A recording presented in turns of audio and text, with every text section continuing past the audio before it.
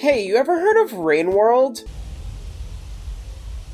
Me too. As of recently, I've slowly gotten back interested into Rain World. Well, yeah, I had the game for nearly 4 years at this point. I didn't get super into it until the Downpour DLC came out last year. And to say I played enough is a bit of an understatement. Having nearly 350 hours into the game, completing all the Slugcat campaigns and getting almost all the achievements, a normal person might say that I'm obsessed.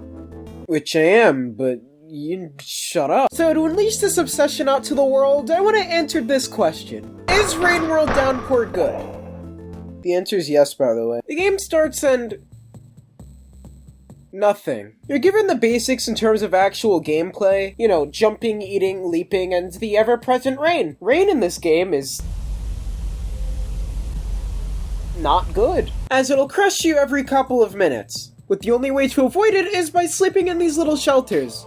You'll be able to sleep in them as long as you have enough food stored in your stomach beforehand, which are indicated by these pips at the bottom left here. Every time you sleep in your shelter, your karma goes up by 1 to a maximum of 5. Karma allows you to access other regions as long as you match or exceed the one it asks of you. This is obviously all easier said than done, especially when you're gonna be spending a lot of your time fumbling around looking for food. Though, that's only half the battle.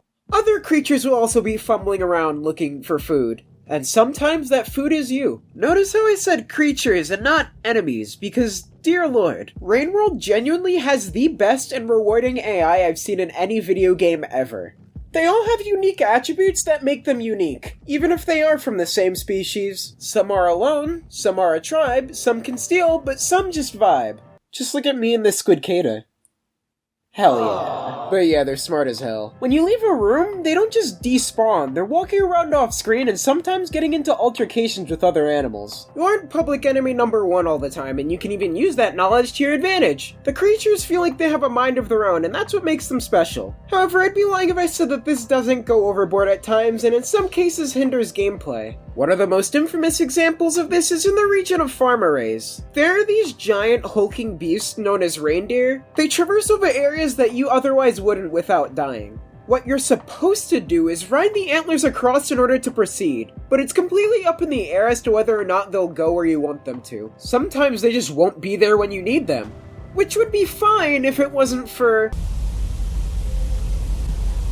I should preface that this game is really difficult. Creatures will 100% kick your ass if you're not prepared enough, and sometimes even if you are prepared enough. And it doesn't help that death in this game is super punishing, since after you die, you're brought back to the last shelter you slept in and your karma goes down by 1. It doesn't sound bad, but the deaths add up, trust me. I remember a few years ago when I straight up rage quit this game for a while just because of how difficult it was. And even though I'm a professional gamer now, I don't even blame my past self for doing that. Rain World sometimes punishes you for no reason. It doesn't seem fair and there's a lot of RNG involved. However, if you give the game a chance to learn its mechanics and fighting techniques, you can become a master at combat and movement skills. And while it isn't rewarding in the gameplay department, it's just satisfying to stab something and show him who's boss. It's great. The areas also feel much like an ecosystem, albeit with some mechanical pieces here and there. But they're all so distinct and unique. My personal favorite region always keeps changing at the drop of a hat, but I gotta go with Outer Expanse for right now. It's a jungle with a beautiful yellow and orange motif, and it's one of the few regions that doesn't rain, instead opting to have a day and night cycle. And it's just so charming.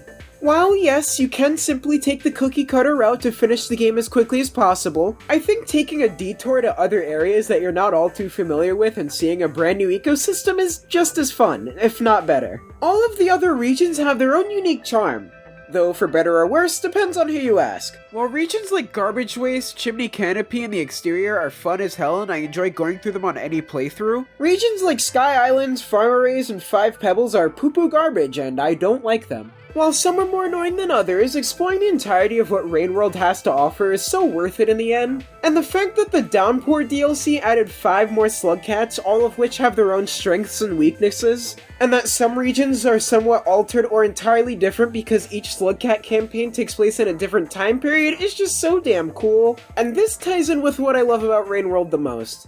It's storytelling. The best way I can describe Rain World's story is unique. It doesn't tell you outright what's going on, but rather you slowly start to understand how things unfold the more you play the game. You slowly begin to understand the environment around you, and that you're actually in a place on the brink of ruin, destroying itself in real time. You get to see this ecosystem in several different time periods, and slowly putting the pieces together on how the hell things went this way is all just so interesting. Everything about this story was clearly thought out super well. I mean, the fact that there's a lore reason as to why you respawn after death that makes sense in-universe is cool as hell. Now, was this just a long-winded way of saying story good? Yeah. But I don't really care. TLDR, this game is pretty good. I don't think that there's any title like Rainworld out there.